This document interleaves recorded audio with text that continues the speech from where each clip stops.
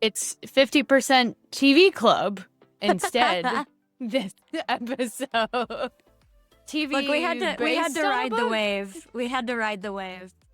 Look, we're not above trying to get that sweet, sweet SEO juice. And now that we've pivoted to video, now that we've, we're not above catering to the masses. And so we had to watch Off Campus because several people, not related to this podcast whatsoever, did text me about it.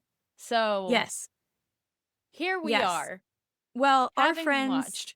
our friends Lindsay and Brittany, who are the ones who got us into Heated Rivalry, were like, Katey, have you watched this? Katey, have you watched this? Like, to the point that it sort of became a meme in my group chat with them where I was like, okay, I'll fucking watch it. Like, Jesus. Like, cool it, man. And I had no idea. I hadn't heard of it. I didn't know what it was. Like, it's on Amazon Prime. So, like, when am I watching shit on Amazon Prime? Usually, like, very rarely.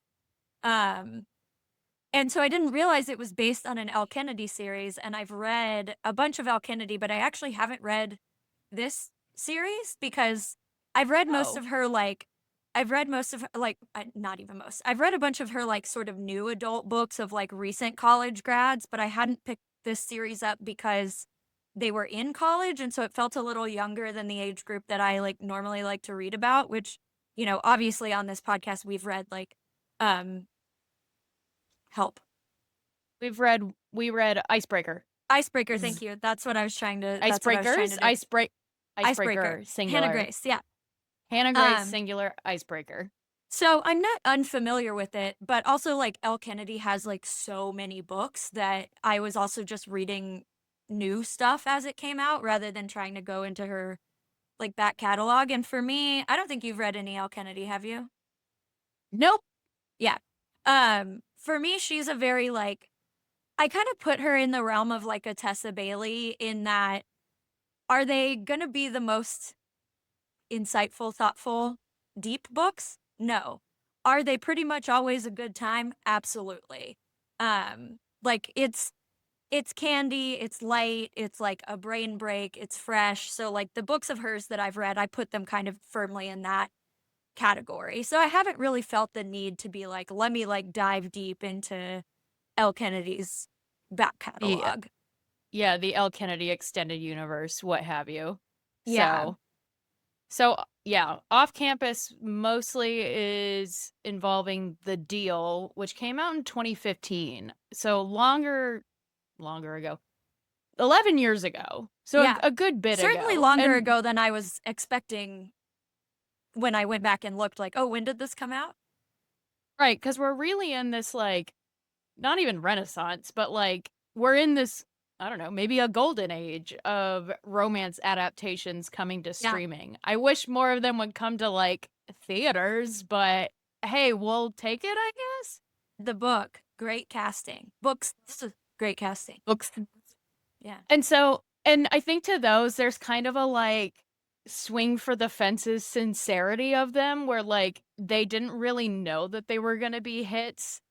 So they kind of just, like, did it the way they wanted to. And with Emily Henry adaptations, there's so much pressure to get it right. I'm sure that, which I don't envy anyone involved in this, but with Set It Up for sure, there was definitely this real, like, swing for the fences. We'll see if people like it. Well, But and I think too that speaks a lot to the success of shows like Off Campus and Heated Rivalry because yes, those were adaptations. Yes, they were adaptations of popular books that sold, but not books that were, like, super mainstream.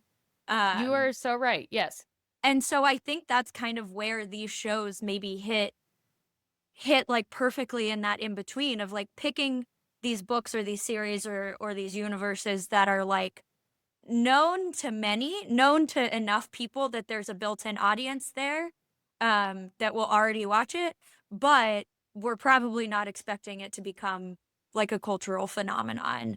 And not that Off Campus has gone to the degree of Heated Rivalry, but the discourse is close.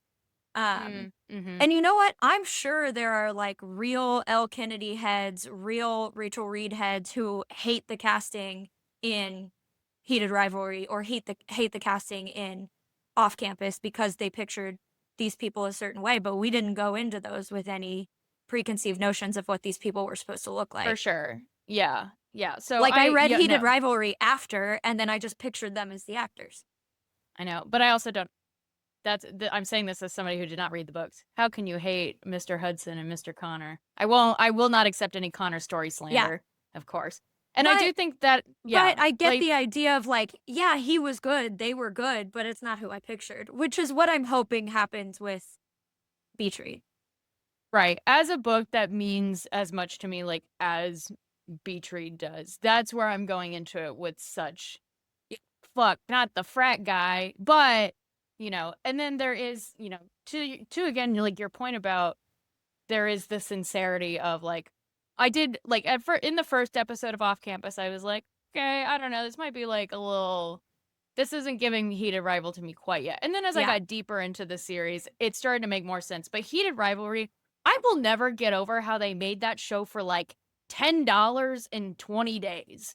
yeah. Like that is like it was a meme that so many people were trying to, like force me to watch it and like similar to Off Campus. Well, like less begrudgingly than I mean, I watched Off Campus because we were like, we should do it for the podcast. And we were Yeah. like, yeah, yeah, yeah, I'll knock it out in But two you would days. have Great. eventually come around to it. I don't know. I don't have a lot of patience. I probably would have Yeah, I someday. think you I'd would be have, yeah. rewatching stuff. I'd be Yeah. rewatching a lot of Breaking Bad. So I don't know. Like, but yeah. Okay. So yeah, let's get into the actual off campus, which in my heated rivalry group chat of the wives and a couple others of Austin's friend group. So bi-coastal. Shout out to the heated emotions group chat. Several people in there had been watching it and were like, hey, yeah, you guys should watch this. It like gives me heated rivalry vibes, and then immediately sent me into a reheat, which, the slang term for doing a heated rivalry rewatch. I sort of Uh, hate that, but it's okay. I think it's kind of funny, whatever. Yeah. It is reheating, whatever. Yeah. And whatever. So you watched it over the weekend in 2 days. Yeah, I watched it on Saturday and Sunday, which important to remember that I work on Sundays and Sundays are relatively slow at work generally, so I always have something on in the background. So I need to know that that was part of the reason I'm able to binge watch a lot of stuff on the weekends. Yep. Um, but yeah, I watched it over the weekend because I got caught up on everything else I was watching and I was kind of too tired to go looking for stuff. And I was like, all right, these bitches have been on my phone about watching this. Guess it's time to do it. Cause I'm also about to be in Italy with them for a week. So, I gotta watch it because I gotta know what they're fucking talking about. Right. Um, and we have more important things to watch during our nonverbal downtime in Italy, which is that we have to stay on top of Love Island and everything happening in the Summer House universe.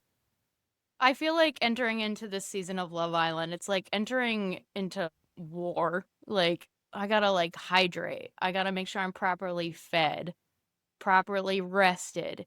Yeah. Man, I forgot about the time commitment of Love Island. It's not every night. It's just 6 days a week, not It's 7. only 6 days a week.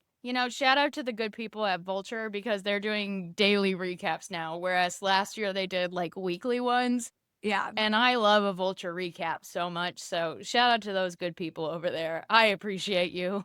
I Yeah, hope you I'm have lots of subscribers. I'm fully aware that I'm not going to be able to stay on top of this for 2 weeks in Italy, so I'm going to rely really heavily on those Vulture recaps and my Bombshells group chat on Instagram, full of strangers and a former coworker of mine named Allie, who sucked me into this Love Island bracket, and I'm happy to be here. I mean, I care more about that bracket than the NBA right now, but go Spurs casually. Yeah, So, casually. Yeah, very casually, casually, go Spurs. very casually. But so, Um, yeah, I was on the off-campus Wikipedia just trying to brief myself, and I learned that Ella Bright, who plays Hannah, uh, one of her early acting jobs was playing Lily Potter Jr. in Harry Potter and the Cursed Child. I did learn that via Wikipedia earlier Yeah. as well because you know what? Here's a thing I don't know if I've ever saw on the podcast. More Wikipedia pages for books. I think Yeah. there's only one like Emily Henry book Wikipedia. Like Mhm. there, it's because I was trying to be. Sometimes we need to give ourselves a recap, okay? Yes, look. We're only Sometimes, human. sometimes I don't remember that guy's name. So And I got a help. list of names right here in front of me. Um, But okay, but yeah, so so yeah, I was trying to learn the differences between the book and the TV show. And Wikipedia was not helpful because one, the TV show Wikipedia is just like not super long. Okay, right. okay. All What right. here's the thing. So it I want to address two things. I want to these are the two main topics that I want to go over in this episode, and you might have other ideas. But the two things that made this show to me worth talking about on this podcast is A, we have not done a full episode about a TV adaptation for something that we haven't read, that neither of us have read. Like, I think when we talked about Heated Rivalry, by that point I had read at least the first book. So, like, I want to talk about how we feel like this stands alone, knowing that it's an adaptation, but also like it stands alone on its own as a TV show.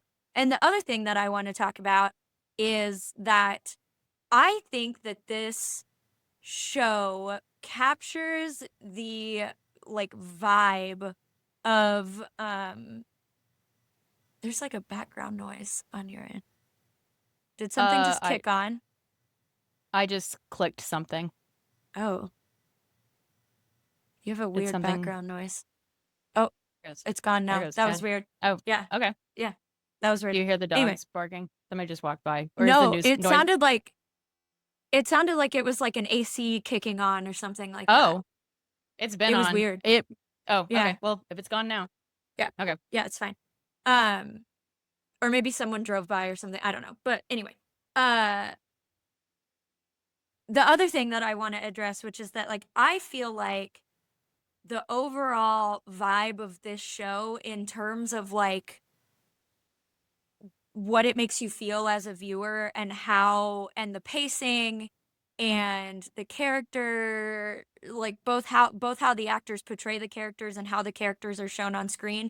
I feel like it really captures the essence of like a typical romance novel to me in that you get all the tropes that we love. We get a fake dating and like I like teach me how to have sex kind of thing, which are like common tropes in these books that we've like a lot of times when they take these tropes on screen like this, they can fall flat. They don't hit in the same way. But there's something about this series that is well done enough that it feels it feels like reading a romance novel to me. And this is one of the shows that I feel like has captured shows or movies or whatever adaptations that I feel like have like captured the kind of like complications and drama, but also goofiness and like lightheartedness of like, you know, a cartoon cover contemporary romance novel.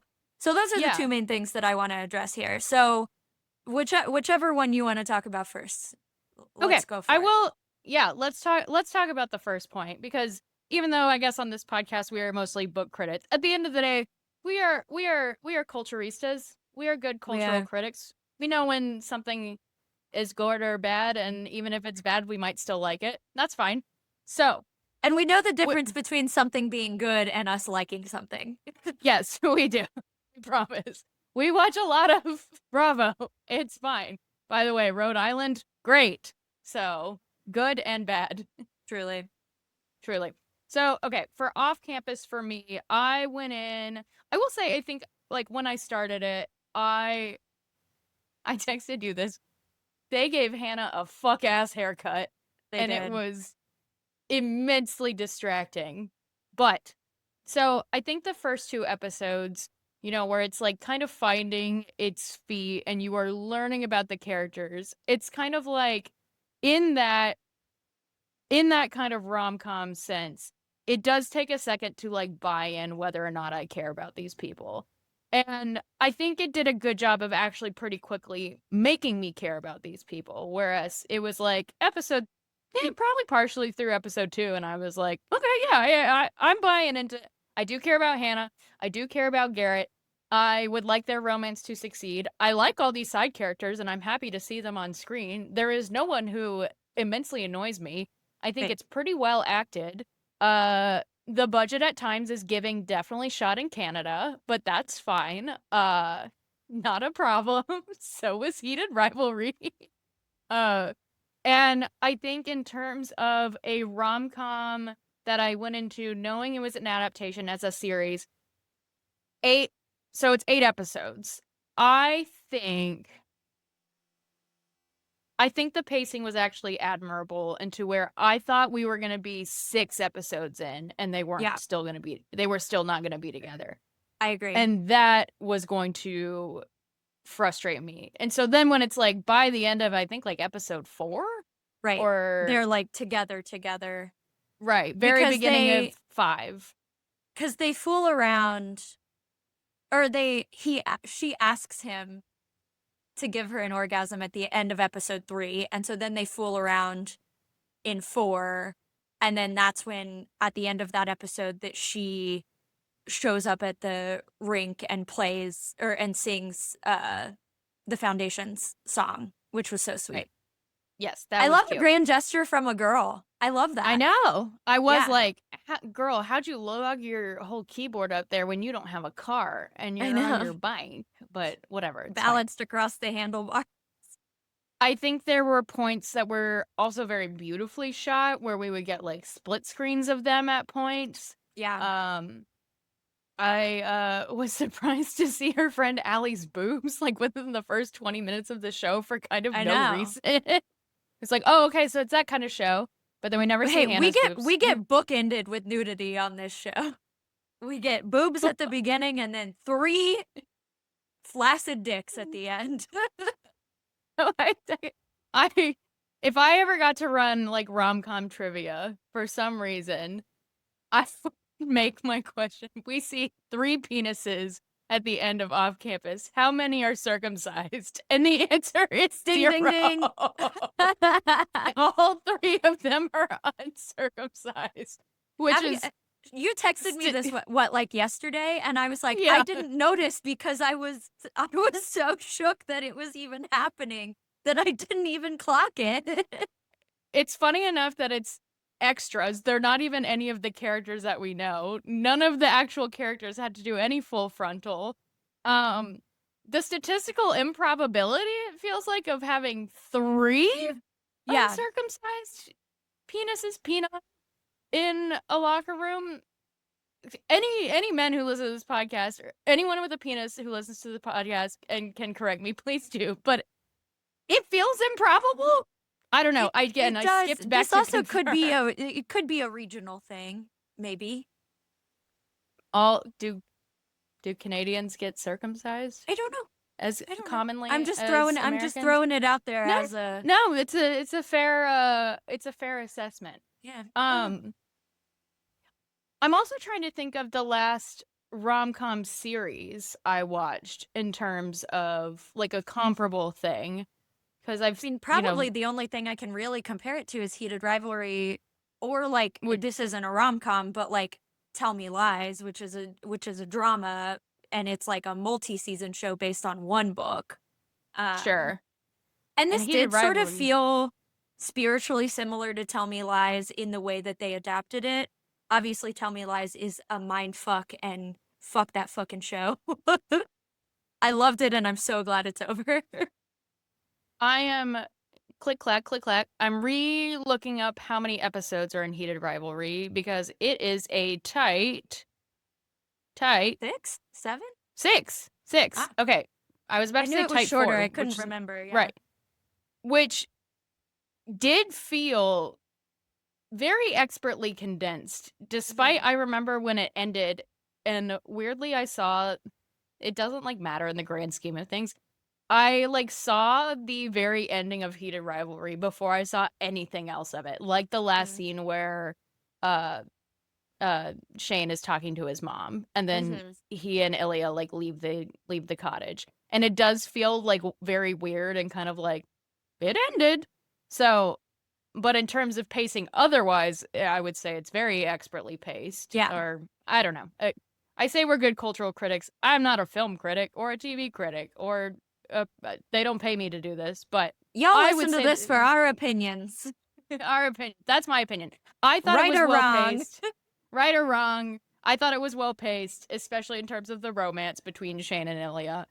And there was progression that made sense. I would say, in for lack of another thing to compare to in recent memory, I would say I would also put Off Campus there. Yeah. And the pacing in terms of the romance did make sense and was, we could actually make the true relationship mark at 50% for this show, because it is literally the very end of episode 4 where she's Yeah. serenading him and the beginning of episode 5 where she kisses him. So, Do the showrunners listen to this podcast? 50% off campus Run us a crossover, check, guys. cross promo. Let us do the pre-show podcast. I don't Yep. know. Season 2, baby. So, Okay. I yeah. I also just thought of a third point of order, which is the fucking soundtrack to this show. I think that was Great the thing that soundtrack. I think that was the thing that finally sold you, because I was like, "Oh my god, a beach is mentioned," and then 30 seconds later, a beach's needle drop, and I like, my soul left my body. Edge of the Earth is a perfect song. It's a perfect Edge of the song. Earth is a perfect song. We got Fade Into You by Mazzy Star, which is kind of crazy. At first, okay, I will say the music stuff for me can come off incredibly cheesy in a lot of like TV shows and Mhm. movies and things like that. Like, no way, you like the Beatles too? No way, that's crazy. My mom loved the Beatles. This did feel a little bit more accurate, Yeah. to the point where it was like, it's at times was like a little cheesy, like their Coachella set's gonna change your life. No, it's not. But like, they know ball. They do know Yeah. ball. Yeah. So Well, and the like opening scene was a the little cheesy for me. Foundations, yes. Um, but like the Foundations song that like he plays for her and then she sings for him is such a great song. Like it was at the end of that episode, I think, where I was like, I'm looking up a playlist that someone has made with all the songs in this show. And lo and Um, behold, it's there, right? it's there. Yeah, I've been Yeah. listening to it. Um, and like Fade Into You is maybe one of the songs most used in TV and movie soundtracks ever of all time. And so it can JD come off Vance's favorite song. Cuh. And so it could come off like so cringe using it in a show or in a movie, and I think it worked really well in this one. I think it was really nice. Cherry Pie could have come off so cheesy, and it was, but like in the way where it's like the characters were in on the joke that it was cheesy. Like I love the soundtrack to this show. I love it. It was really, really well done. I agree. I think it was really pleasantly surprising. In I think like, I roll my eyes when what is it? The fuck with the other teen show I did not watch on Amazon Prime. Not I keep wanting to say Every Summer After. Conrad. Oh, something summer in it. But when they would get a Taylor Swift song for every season, and it became like this big deal, and I rolled my eyes every time because I was like, who cares? You got a Taylor The Swift summer song. I turned pretty, it came to me. Thank you. Read my I mind. Read my mind. we got there. I also read those books, but I got tired of that show after the first season. It I think like when it's such like a softball to like put a Taylor Swift song in a movie or a TV show. I'm watching it with Toy Story. You know what? I kind of don't give a fuck. It is such like a grab, like a money grab at points, like, and a publicity grab for both parties. I don't care. I I really don't care. don't. And so, sorry, as Swifties, I don't care. I really don't. Care either. But I'll listen to when the song. I'm not gonna wait till midnight or whatever for like I'll I'm listen to certainly it. gonna buy 3 CDs, Fuck no. Another group chat I'm in was talking about, like, buying the CDs, and I was like, "Girls, like, we can't do this. We can't do this." Don't They listen to are it. they some of them are Disney people, though, so, I get it. Okay. But, That's fair. If you're if it's gonna get 2 things that you both like, and they are cute, they're not for me. They're not for me. if it brings you joy, we're not shitting on you, but Yeah. I ain't spending okay. money on that. Now, I will say as, like, I don't know, a self-described music nerd, there is a fine line between cringy and effective use of, you know, pop music or indie music or really any kind of music in a thing, Yeah. especially when the characters are like, "We love music." And then if they're Mhm. not like if they don't know ball, it's like, "Well, I'm done. Yeah. You're out." This one, very good. I wasn't sold in the first couple of episodes, but as it got deeper, I was like, "You know what? They're right. It's all right. I'm good." So, Yes. uh So to sum up so far, the show absolutely stands alone in such a way that I actually don't feel the urge to go read the book, which is yes. maybe bad for what they intended, but good for the Sorry, Elle. show. So, I Like, did I go don't need look up more. yeah, I looked up some Reddit threads and some summaries from some other people who were like, what's the difference between the series and the show? And 90% of the comments and like analysis I saw was like the show is much better than the book. And that the book, to be fair, was came out in 2015, is dated in terms of there's some misogyny. Um, there was actually not really much of the music shared aspect in the show. Justin, the guy Hannah is trying to woo, is a football player in the book. Not a Alex Turner Musician. type.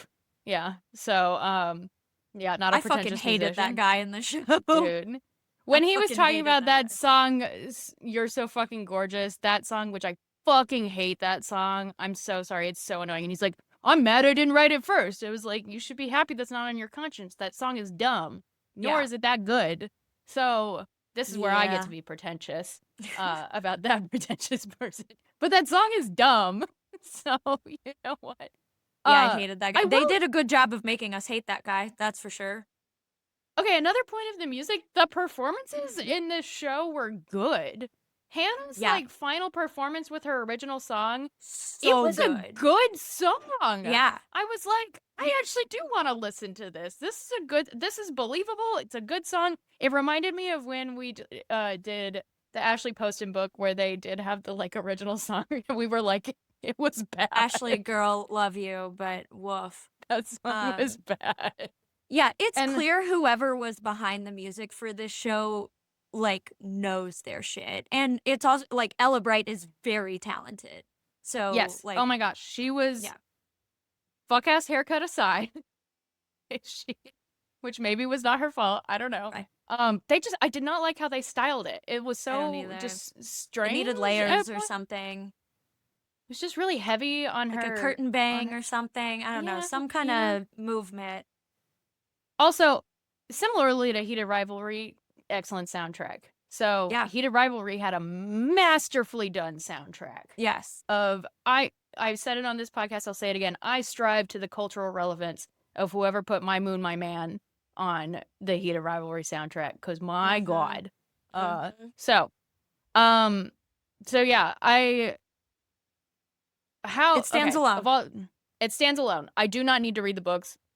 One, I'm impatient. I don't have time for that. And two, oh, so one of the things that they really kind of directly addressed from the book and corrected in the show was the hands-off thing in the Mhm. final episode.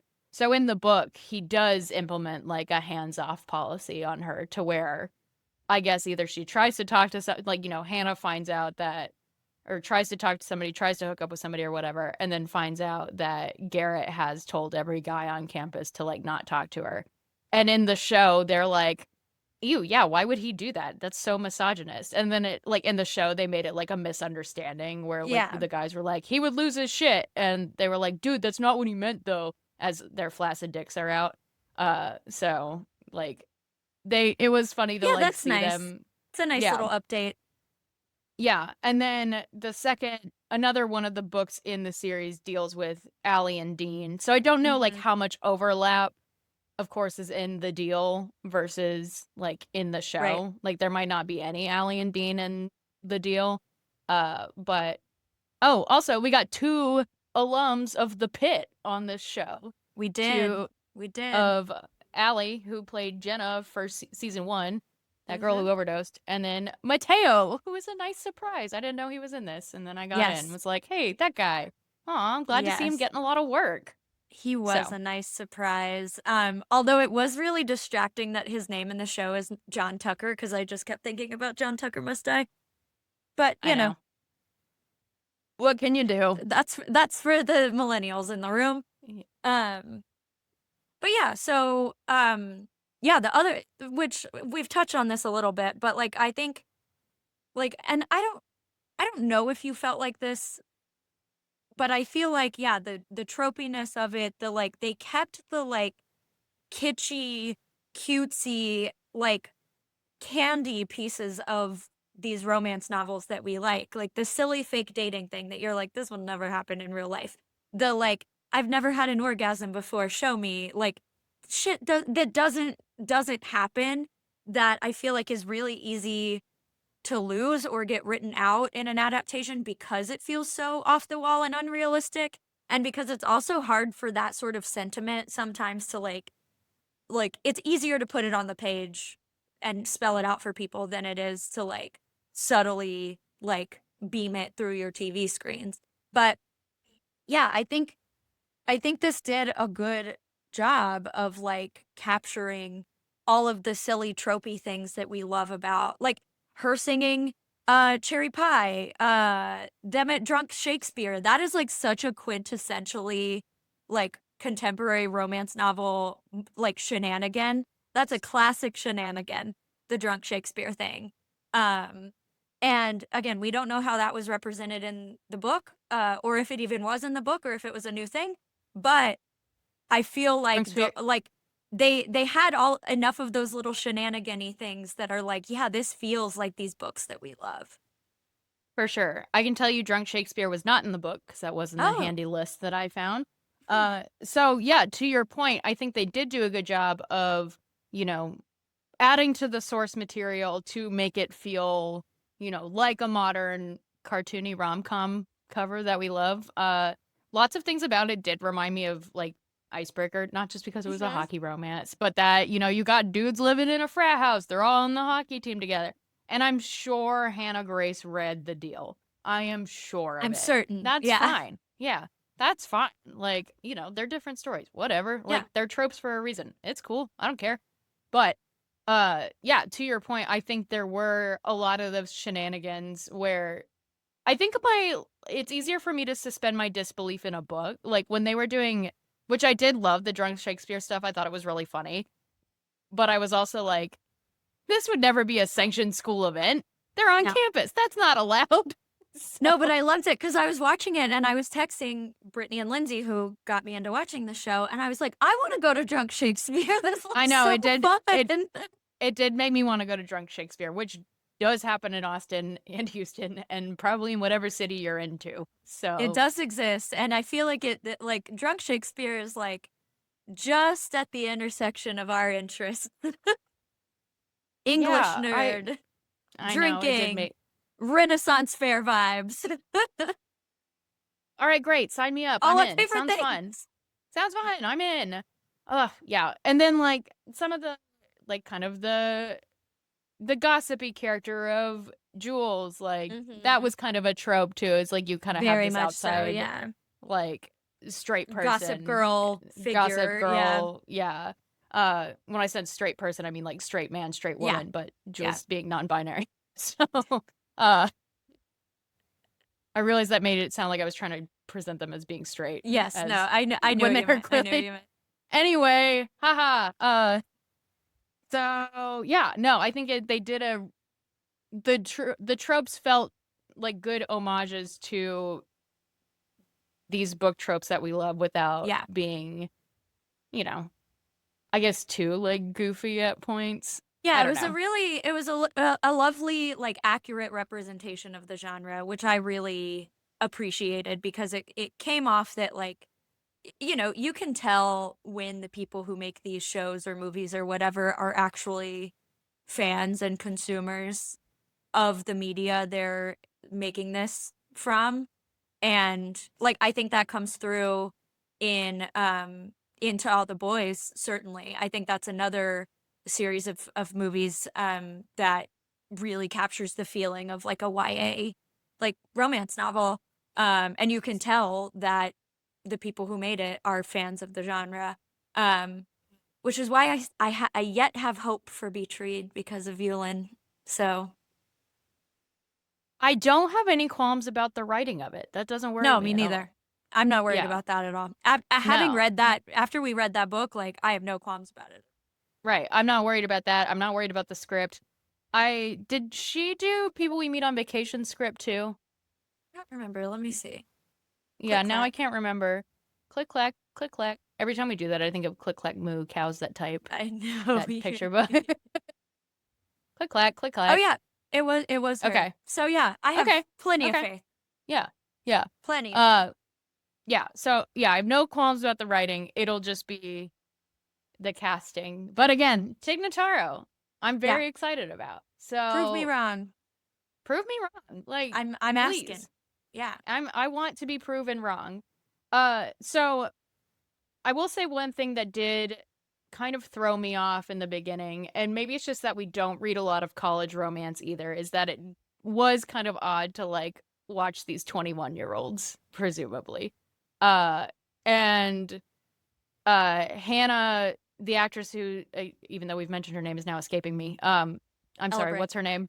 Ella Bright. Thank you. She's only 19, so she Mhm. is like actually young. And then everyone else was kind of like 28 in terms of the cast, which fine. They um that felt odd to me, and then I'm like, they're all so young and they're banging, which we talked about when we read Icebreakers, where we were like, man, we hope college kids are having sex this great.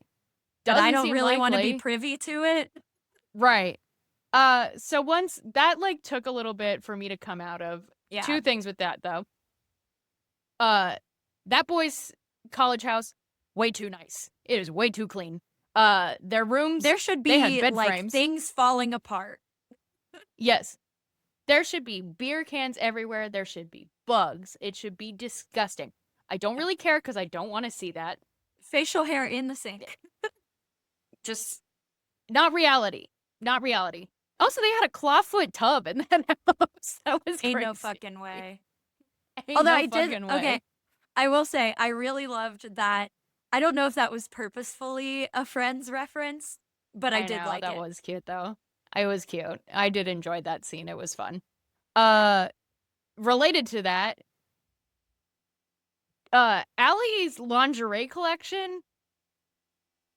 No, no, that was crazy. I was like, actually, no, no, no. You know what? All of these women in the show, their underwear, way too nice. Always Okay, matching. Their but bras fit listen, perfectly. this I'm gonna go old lady here. You've seen how these kids are dressing these days. They do not dress like That's, we did when we were in college.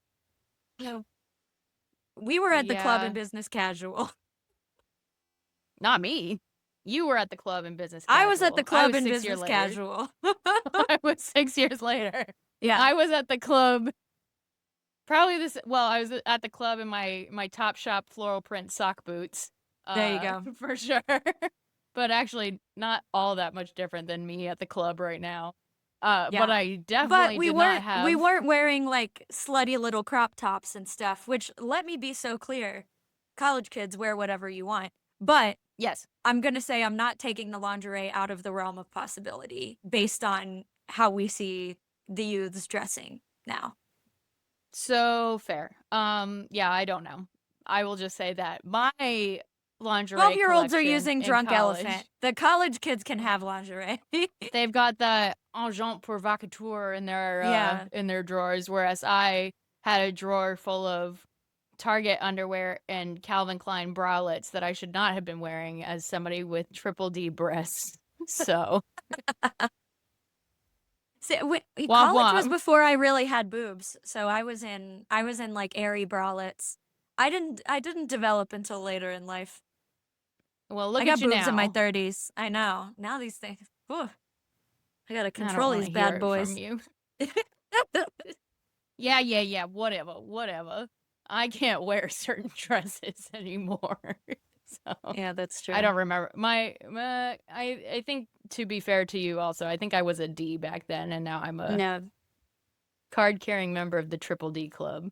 So, you know what? I think about all Also, the I time when will they say my boobs were small, but my ass has always been big. So we just fought different battles. Yeah, that's fair. That's fair too. Yeah, I always think about in songs when they talk about double D's or whatever. I'm like, when you see double D's in real life, they're not like that much more impressive than you like, what are you talking They're about? really not. They're They're really really not. not. They're kind of Yeah. standard. It's kind of a standard uh, size boob at this point. it's just kind Yeah. of a boob. Just Yeah. kind of a boob. So, Yeah. anyway, uh did we okay, what was the second topic of We conversation? got Did we there. already That it get was there? We the got there. tropes, the tropes, yeah. Yes. That Okay. I appreciated that it felt like a romance novel. It did feel like a romance novel. We already know we're getting a second season of this that will presumably focus more on Allie and Dean now that uh Garrett and Hannah are solidly together. I did want to touch on the more serious aspects of this show where we had Hannah's sexual assault and then we also had Garrett's dad, like the physical Mhm. abuse at the hands of his dad. Two things that at first put me on a little bit of the defensive in terms of, oh gosh, if they do this badly, I'm going to be Right. really mad.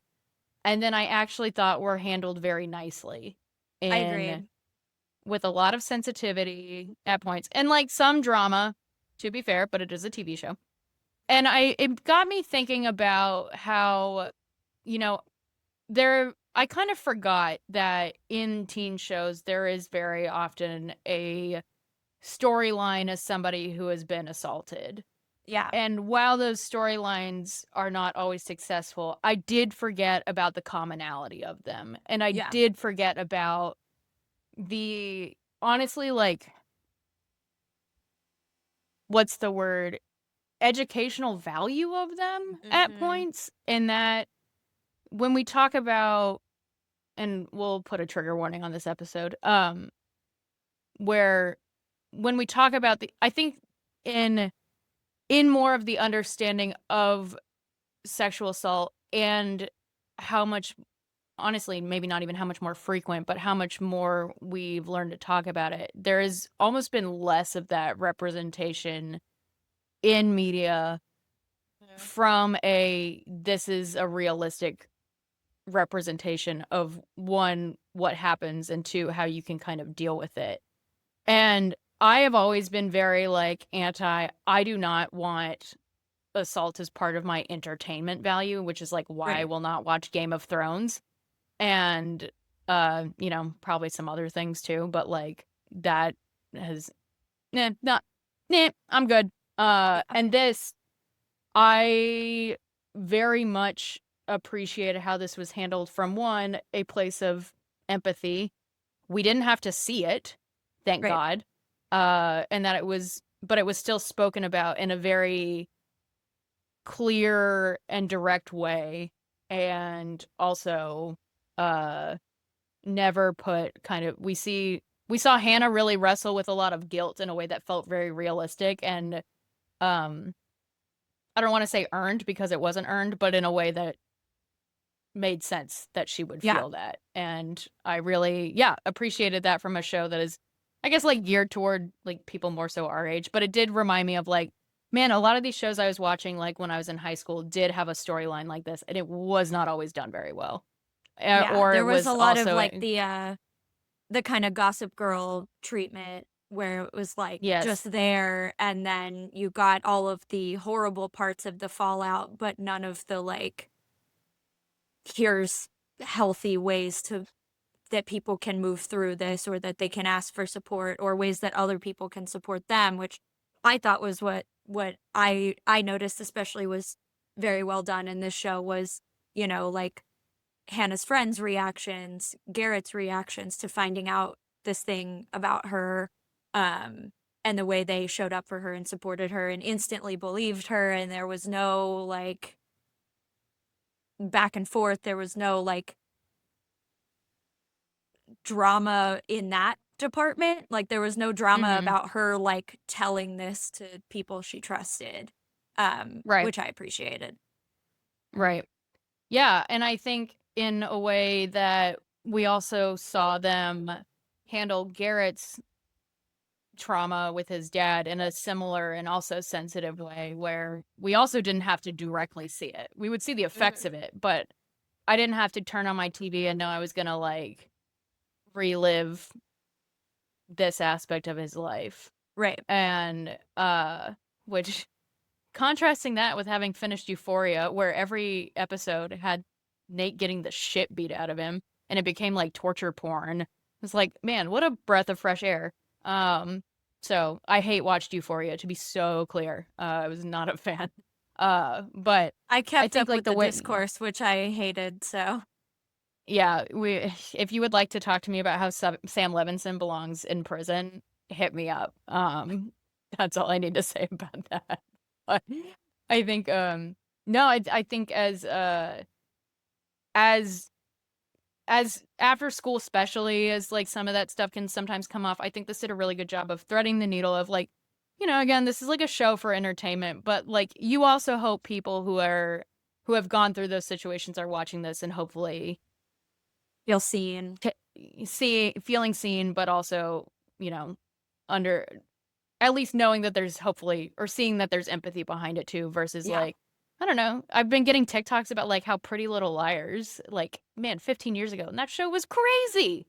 that Uh, show was and it, bananas, yeah, dude. that show was bananas. So I am so glad that like, you know, teens these days have perhaps shows like this and not Euphoria. Please do not watch Euphoria for your life I don't even wanna education. watch it as an adult. No. So, but yeah, I was really impressed and like very pleasantly surprised with those Yeah, two very like serious aspects of this plot. So, yeah. but yeah, Well, on that note, we have plans to get to. we So, do. we're gonna skip what we're reading because we're both reading the same thing, which is we're finishing The Shippers by Catherine Center, which Yeah. is our next episode because we have to pre-record the next episode because I'm gonna be on the Amalfi Coast when the next one comes out. So, I won't be. sorry. Everyone wave to Katie in Italy. But that's fine. Yeah, I'll be I here in think Texas. I think I'll be in Pompeii that day if I remember. I don't Yeah, quite yeah, yeah. remember. I don't You're remember. going you're going on like a volcano tour, right? Like you better be I doing have like something a about like guided I have like a guided day in with it like to Pompeii. oh, great. Okay. You gotta get me some like macabre like souvenir from Cool. uh from Pompeii about like the natural disaster It and does feel whatnot. wrong to go to Pompeii without you because I know you would love that shit. Dude, Tyson has been sending me macabre museums I can go to in Chicago when we go. He's like, he sent me the surgical one. Did I already mention this on the podcast? Maybe I did, but he sent me No. the surgical one and he was like, I don't know if this is quite up your alley, but it seems like, and I was like, we're getting closer, buddy. Needs more death. So yeah, Yeah. I'm We glad didn't it feels wrong. did we Think of go me. to the pharmacy museum together in New Orleans? Did we end up going? I don't think we I did. think Did maybe we? we didn't go together, but I have been before. Okay. Okay. So, I don't so remember. maybe that's why we didn't go because I have Yeah. been. So, That's one I of my love a favorite sad, museums. creepy museum. Yep. The more, the more tragedy, the better. We still Yep. need to. Fuck, we didn't go to the Titanic thing. Oh well. Well, Maybe it'll I come still back. can. You still can. Send me That's pictures. true. I will. All right, but Bring me yes, a we will. macabre souvenir from the Titanic Let's thing. trade macabre souvenir. Well, I could on probably that note. also get you some other fucking weird shit in Italy. I just don't know what. Please. Yeah. Well, yeah, but Pompeii is probably the Get you most like a bag of likely. dust from Pompeii. That'd be kind of sick. Bag of volcanic ash. Well, I bet you think they sell them in a little bottle like the vials of sand at the beach? I bet you they I fucking would do. not be shocked at all. I would not be shocked at all. And they're just like scooping dirt out of somebody's garden. Like, I'm gonna get yelled almost at by the certainly. tour guide for, like, bending over and putting dirt Well, in it's like how you're not Ziploc supposed to bag. take, yeah, it's like how you're not supposed to take sand from Omaha Beach. It's like, don't take the ash from Pompeii. Honestly, though, I am just superstitious enough that taking the ash from Pompeii feels like juju none of us really need right now. That's fair. Only bring it to me if it is for sale in a cheesy gift shop, and Yes. I hope it is like a branded like glass bottle, like I Yeah. survived Pompeii, some shit That's the like thing, that. though. This is in Italy. It's if Pompeii were in America, fucking 100% they would be selling that. The Oh, fact that you're so this right. I is in forgot. Italy, they're classier than us. I was literally about to say they're classy, damn it. Like I bet you're gonna get a nice spritz at the end of the tour. And some hot I man sure is hope gonna so. take you around and tell you about death and volcanoes and those skeletons that were found hugging each other. Yeah. I paid for a tour because it's fucking hot there right now. And I was like, man, I'm gonna have to sit on like the hot bus, like from Sorrento into like Pompeii. Like it's gonna be so annoying. And then I have to walk around in the sun, there's no shade. And then on Viator or whatever, it was like 150 € air conditioned coach picks you up in Sorrento. And I was like, I'm gonna do that. I'm gonna do that. So it's probably gonna be me and a bunch of 70-year-olds, which I am super excited about. They ask the best questions. Like, they move slowly, but they ask the Yeah. best questions. You're gonna Well, learn so and much. I was reading that Pompeii is like really big and just like kind of overwhelming to maneuver. So I was like, a guided tour feels like the right way Yeah, to that's do it. fair.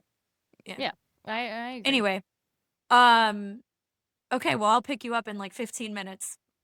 Great. We're gonna, Okay. yeah, read The Shippers by Catherine Center. We're gonna go look at some hats. I wore my chick Yeah. shirt for the Nice. occasion. I gotta Yeah. change clothes. Okay, bye. Bye.